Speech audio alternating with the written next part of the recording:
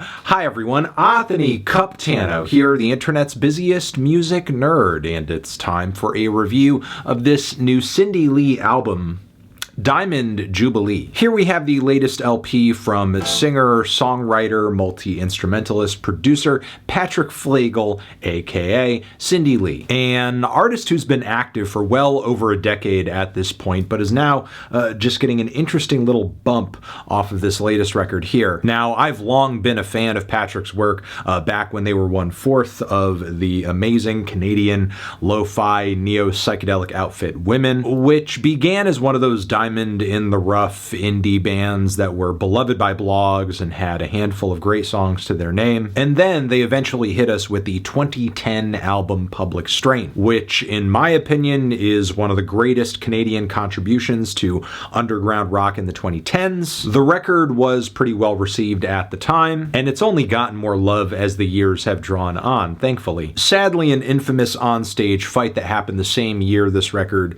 was released would lead to Women canceling the rest of their tour, and with the question of whether or not the band had any plans to actually get back together left unanswered, guitarist Chris Reimer passed away tragically in his sleep just a few years later. So all of this clearly created a fissure within Women that was too great to overcome, and respective members of the band kind of split off into their own creative directions. Now, out of the gate, the more notable Women offshoot was handily Patrick's brother Matt and drummer Mike Wallace teaming up to create the band Viet Cong, who would eventually change their name to Preoccupations in 2016. The band has released some decent records over the years, which mostly kind of distilled down the post-punk elements that were always prevalent at the core of Women's music. Meanwhile, Pat here humored a few different music projects since the early 2010s, but Cindy Lee is the most notable of them, and also comes with a bit of lore as well, as Cindy Lee is not just a band name, but also a drag queen alter ego that Patrick creates music under. And listening to Cindy Lee's music outside of the Women bubble, it's clear to see it was Patrick who was really at the heart of a lot of the more eerie, lo-fi, and vintage elements of Women's music, because every Cindy Lee record up until this point has just been pure indulgence in that, to the point where personally I haven't gotten a lot out of much of it. Even career highlights like the 5th full-length LP What's Tonight to Eternity, which landed on quite a few year-end lists in 2020, and I believe was shortlisted for a Mercury Prize too. But the shrill and piercing production throughout this project only went so far for me, even if I can't deny that the mythos surrounding Cindy Lee is creative, and for sure no other music project at the time was reviving the sounds of Brill building, old school vocal pop, with the kind of noisy and textured flair that Cindy Lee was. It's because of all of this, Patrick's Cindy Lee albums just kind of fell into the background for me over the years. However, consistency and prolifically recording seems to have paid off, because this new LP here is so huge I can't even ignore it. It seems to be turning heads with a lot of listeners, even with the release of this record being a little unorthodox by today's standards, because as of the shooting of this video, there is no physical for it from what I understand, and it's not even on streaming. You can hear this record through a single YouTube upload, or you can go onto a GeoCities website where you can pretty much download the record for yourself and then, pay a donation to the artist, which honestly is maybe the best way to drop a project like this. I mean, you certainly can't accuse Patrick of stream maxing with the 2 discs and 32 tracks of material on this thing. And I'll admit, despite being kind of cold and indifferent toward Patrick's previous material in this project, I'm actually enjoying this new album here a whole lot. I'm admiring the ambition of pulling this much material together, but on top of that, the more punishing noise and feedback that has slathered Cindy Lee's previous LPs is at an all-time low. Now, mind you, it's not gone. This record here is still very much a work of lo-fi wizardry, but for me, part of the beauty and challenge of lo-fi music is having the talent to write songs that will shine through all of the muck and mayhem. Plus, all the noises and fuzz and sonic bleed between the instruments can be fun. You could really go through this record all day, eating up all of the strange, funny, crazy variations throughout each track, all the happy mistakes and unique blemishes. And then there's the hypnagogic pop element to all of this. I'm sorry to hear that, Anthony. The doctor diagnosed my pop with hypnagogic too. Is that true? And they said he's got 2 months to live.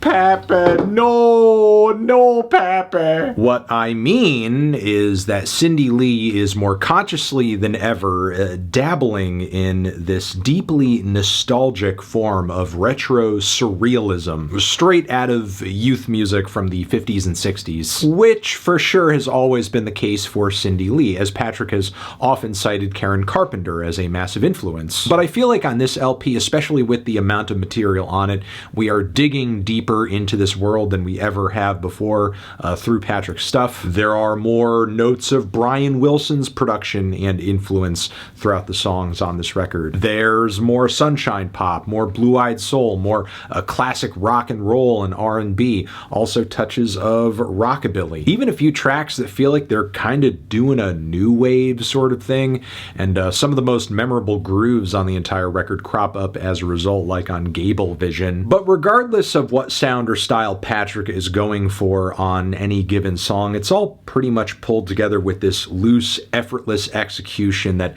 has the amateurish mystique of like the Velvet Underground. And if I could throw out a non-musical parallel in this review, there's something odd, beautiful, innocent, familiar, harsh, and a little unnerving about this record as well, all at the same time, like a good John Waters film. But most importantly, this album feels like a warped memory of a warped memory, the sort of thing that only exists in a dream. That's pretty much the appeal of this record in a nutshell, and I think Patrick, for the most part, is scratching all the right itches. This thing is very cohesive, especially for such a long album. Much of the material on this record, emotionally and sonically, is coming from a very similar place, but simultaneously it's varied enough to where if you handed this to me out of the blue on a burned CD and said, hey, here's a bunch of weirdo experimental demos from some lost 60s label from back in the day, I'd have to believe you. The production on this thing